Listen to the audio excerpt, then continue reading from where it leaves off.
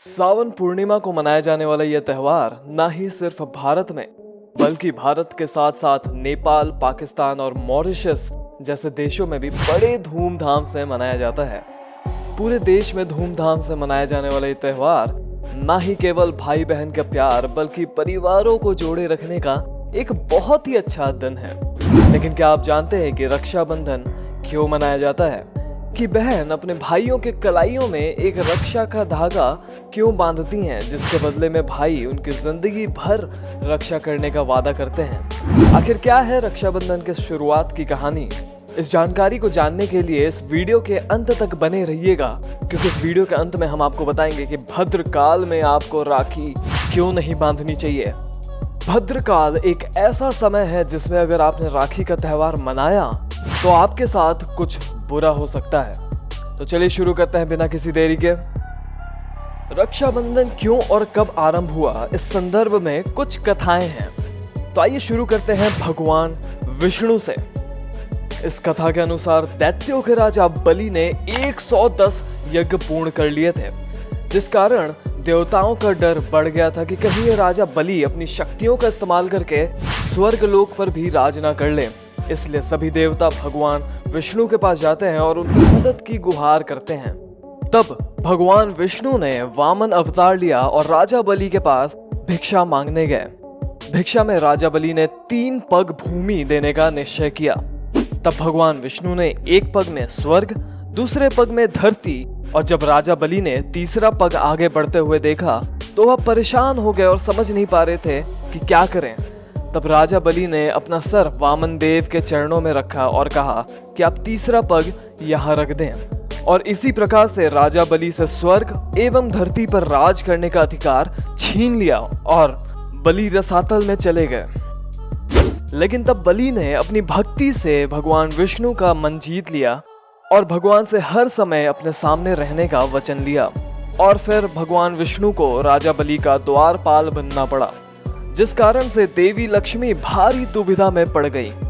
देवी लक्ष्मी भगवान विष्णु को रसातल से वापस लाना चाहती थी। तभी उन्होंने नारद जी से समस्या का समाधान मांगा। और दोस्तों, नारद जी तो नारद जी, हम सब जानते हैं कि नारद जी कैसे थे।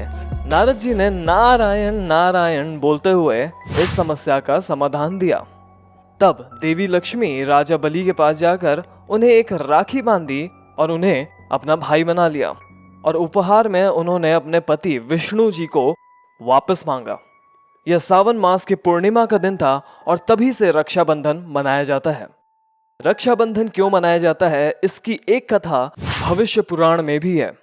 इस कथा के अनुसार प्राचीन काल में 12 वर्षों तक देव और असुर के बीच में संग्राम होता रहा। जी हाँ दोस्तों, 12 वर्षों तक। और तो और इस युद्ध में देवताओं की हार भी हो रही थी। तब इंद्रदेव गुरु बृहस्पति के पास पहुंचे। वहां इंद्रदेव की पत्नी सची भी उपस्थित थी। इंद्रदेव को दुखी देखकर इंद्राणी ने कहा, स्वामी, कल ब्राह्मण शुक्ल पूर्णिमा है और विधि विधान के साथ मैं आपके लिए एक रक्षा सूत्र तैयार करूंगी। आप उसे स्वस्ति वाचक ब्राह्मणों से अपनी कलाई में बंधवा लीजिएगा और आप निश्चय ही विजय होंगे। अगले दिन इंद्रदेव सची के कहे अनुसार वह रक्षा सूत्र स्वस्ति वाचक पूर्ण बृहस्पति से बंधवा लिया। इस प्रकार से रक्षा सूत्र की मदद से इंद्रदेव और बाकी देवताओं की रक्षा हुई।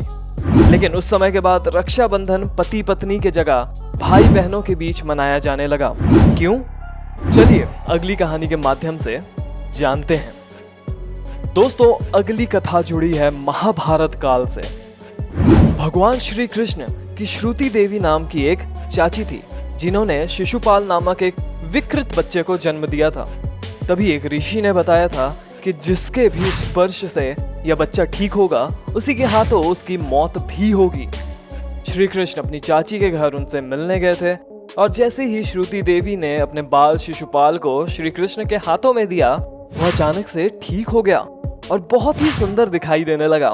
उसे देखकर श्रुति देवी बहुत खुश हो गई और खुशी से रोने लगी। लेकिन दोस्तों, अचानक से उन्हें याद आई ऋषि की वह बात, जिन्होंने कहा था कि जिसके भी स्पर्श से वह बच्चा ठीक होगा, वही व्यक्ति इस बच्चे का वध भी करेगा। उसी वक्त सची ने श्री कृष्ण से प्रार्थना करी कि भले ही शिशुपाल कितनी भी गलतियां कर ले, आप इसे कभी नहीं मारेंगे। उसी वक्त भगवान श्री कृष्ण ने अपनी चाची से वादा किया कि भले ही शिशुपाल कितनी भी गलतियां कर ले, मैं उसे माफ कर दूंगा, परंतु अगर उसने 100 गलतियों से ऊपर गलतियां करी तो मैं उसे माफ नहीं करूंगा। शिशुपाल बड़ा होकर एक बहुत बड़ा राजा भी बन गया और वो बहुत ज्यादा क्रूर राजा था। शिशुपाल के क्रूरता के कारण उसके राज्य में रहने वाले लोग भी उससे बहुत ज्यादा परेशान थे। उससे कोई भी खुश नहीं रहता था और तो और वो बार बार भगवान श्री कृष्ण का अपमान भी करता था। लेकिन एक बार तो दोस्तों उसने सारी सीमाओं को पार कर दिया। भरी सभा में जाकर भगवान श्री कृष्ण का अपमान कर दिया और बहुत निंदा करी। परंतु इस बार शिशुपाल की 100 गलतियां पार हो गई थीं। जब भगवान श्री कृष्ण ने शिशुपाल का वध अपने चक्र से किया और जब वह चक्र कृष्ण जी के पास वापस आ रहा था तो उनकी उंगली कट गई। तब पांडवों की पत्नी द्रौपदी ने तुरंत अपनी साड़ी का एक किनारा चीर कर उनकी उंगलियों में बांध दिया। तब भगवान श्री कृष्ण ने वचन दिया कि वह सारी उम्र द्रौपदी की रक्षा करेंगे और इसी का ऋण चुकाने के लिए आपको याद होगा कि द्रौपदी का चीरहरण कौरवों द्वारा किया जा रहा था। भगवान श्री कृष्ण ने द्रौपदी के चीरहरण के समय उनकी रक्षा की थी। तो दोस्तों यह थी कुछ रक्षाबंधन से जुड़ी हुई कथाएं। लेकिन चलिए आगे बढ़ते हैं और आपको बताते हैं एक ऐसे समय के बारे में जिस समय तिथि में आपको भूल कर भी राखी नहीं बांधनी चाहिए। शास्त्रों के अनुसार भद्र काल के समय में आपको कोई भी शुभ काम नहीं करना चाहिए, यहाँ तक कि राखी भी नहीं बांधनी चाहिए। भद्रा को न्याय के देव शनिदेव की बहन भी माना जाता है और भद्रा भी शनिदेव की तरह बहुत ही उग्र स्वभाव की हैं। साथ ही साथ ब्रह्मा जी से जुड़ी एक मान्यता भी है कि उन्होंने भद्रा को एक बार श्राप दिया था कि कोई भी व्यक्ति जब भद्र काल के समय कोई भी शुभ कार्य करना चाहेगा तो उसका वह कार्य सफल नहीं होगा। शास्त्रों में यह बताया गया है कि आप जब भी किसी शुभ कार्य को करने जा रहे हैं तो उस वक्त आपको भद्रकाल की जांच कर लेनी चाहिए। और हमें यह भी बताया गया है कि जब भी भद्रकाल का समय होता है उस वक्त पर भगवान शिव तांडव नृत्य करते हैं और यही वजह है कि भद्रकाल में कोई भी शुभ काम नहीं करना चाहिए। और दोस्तों हम आपके लिए हर साल भद्रकाल का समय और राखी बांधने का उचित समय कमेंट सेक्शन में मेंशन कर दिया करेंगे। आप जाकर वहां से उचित समय की जानकारी प्राप्त कर सकते हैं। इसी बात पर वीडियो को लाइक करें अगर आपको यह वीडियो पसंद आया होगा तो, और अगर आपने इस वीडियो में कुछ नया सीखा, कुछ नया जाना, तो हम अक्सर ही ऐसे वीडियोस, ऐसी जानकारियां आपके लिए लाते रहते हैं। तो सब्सक्राइब करें इस चैनल को और ये बगल वाला घंटा दबा दीजिएगा। तब तक के लिए मिलते हैं आपसे अगले वीडियो में।